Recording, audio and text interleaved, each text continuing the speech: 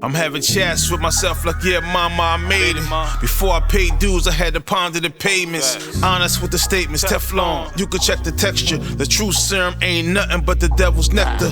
With the ruckus, especially if it's helter-skelter. Had some dreams about my sister, I could never tell her. Was telling Heather, when we was in that typing class, I could predict the future through the pen and rewrite the past. Music and merch, resolving all my plights for cash. Hot as a stove, but y'all can't even light the gas. We spaz on tracks, I hear it, then I visualize.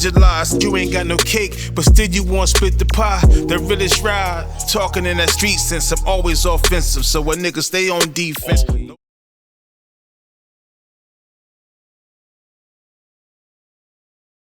Let me ask you, a lot of artists, they do like a big rollout and everything. They say it ain't a rollout, but you know, it's a rollout. You know what I mean? You can tell, you can see it. Absolutely. If you got an eye for it or whatever.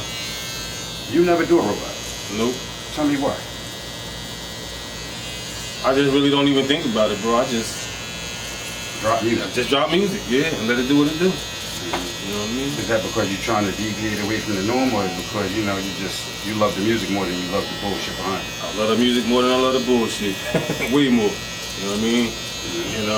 And I feel like I got such a big of enough following now that whoever tapped in with me, they gonna know when I'm coming. You know what I mean?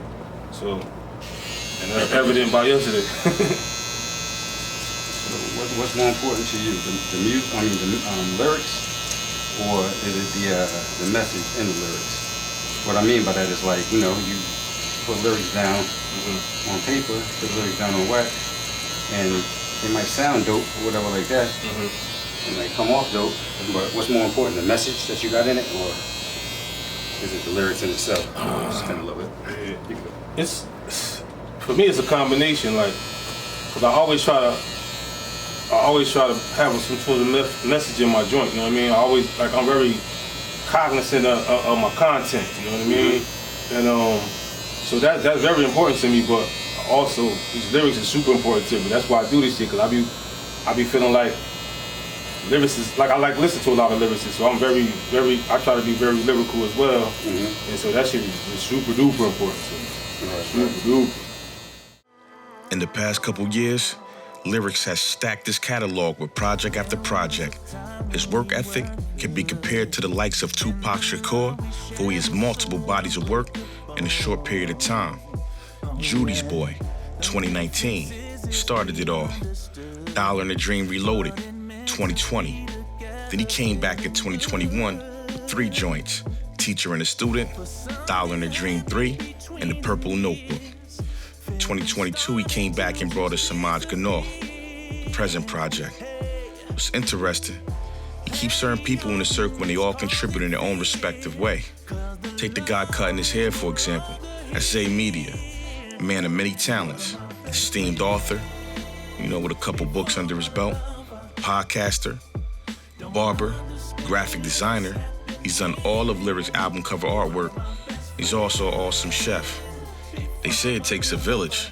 Well, Lyric has inspired many around him by remaining consistent and giving opportunities to his people to be involved. To showcase that, I went and talked to his people to get their take on Lyrics, and this is what they had to say. It's Dave Grashorn, Real Bars ENT.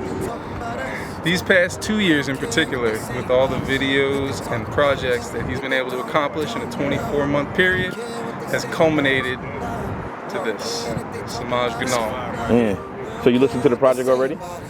It was literally on repeat the moment it got loaded.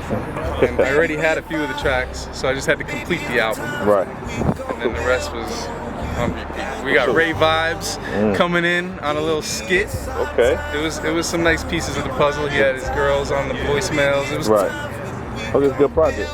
So out of all of the projects that you heard, you came along for the ride for a while, what would be your favorite one? I gotta go back to Teacher and a Student, because Matt Cleve came into this picture and just everything became one. Yo, tonight's your night. This is what everybody's been waiting for, what we all came out for. Now you go up there and just do your thing. Word. since we was kids, man, back in junior high school, back in Edison. Wow, that's crazy. He was rapping back then too? Yeah, we actually did a talent show in school. You know, I was doing the beatbox thing, and he was doing the rapping. Good to see that brother he stayed with it. Good to see he came as far as he did, man. I'm proud of that dude right there. A straight up brother, man. Good dude to the heart. Yo, can't say nothing else about that motherfucker. Now, have you heard the album? Yeah, most definitely. Okay, so how you feel about it? Yo, I mean, every time I hear something, I mean, even with the one where he threw my name in the whole mix. Right. Of course I love that one. Right. The whole one with the game. Yeah. Yo, man, that was a straight classic right there. Yeah. You know, he taking us back to the 90s, you know, when we had that real hip hop. None of that crazy shit we got these days. But I love what the brother's doing, man. I just want them to keep doing it. Hey, listen, man, you know how we go. We go way back. Like, you know, a cat like before Flash.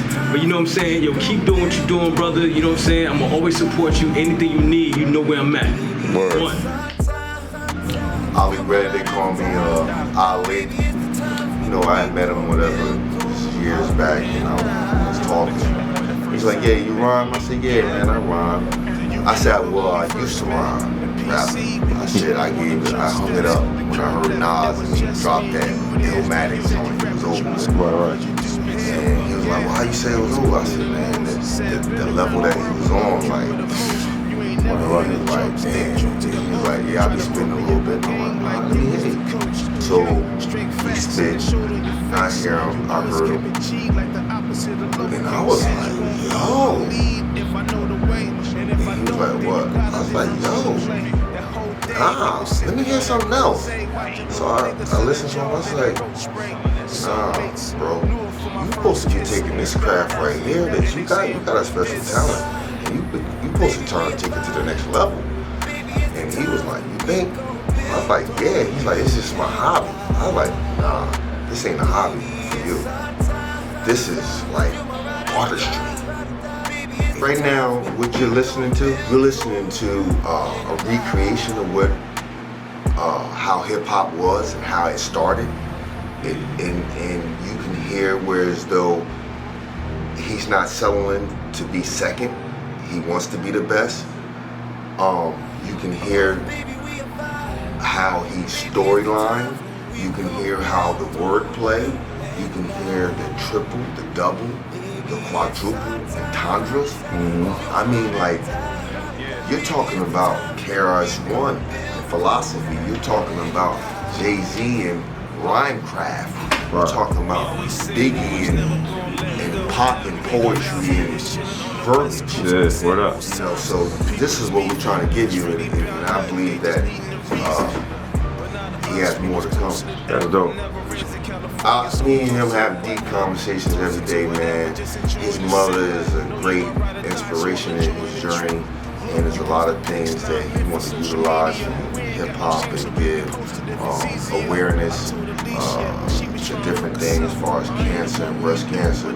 So I'm just saying, keep on doing your thing, keep on using her as an inspiration, keep on bringing awareness to lyrics, to bars, to real bars, being irrelevant in hip-hop. I got your back. We here and we arrived. That's dope.